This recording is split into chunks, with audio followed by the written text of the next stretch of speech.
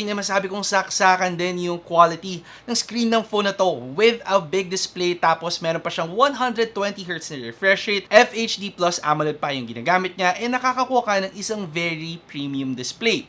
Dagdag nyo pa dito yung pagkakaroon niya ng 1300 nits brightness, so kahit nasa ilalim ka ng arawan, makikita mo ang screen ng phone mo. Hindi pa siya natatapos dito kasi meron din siyang 2116 na PWM dimming. Again, something na hindi natin kadalasang nakikita sa mga phones at this price. Kung mahilig kayo manood ng videos or mag-consume ng social media non-stop, meron siyang 5000 mAh battery. And upon testing, masasabi kong above average ang battery performance ng phone na to.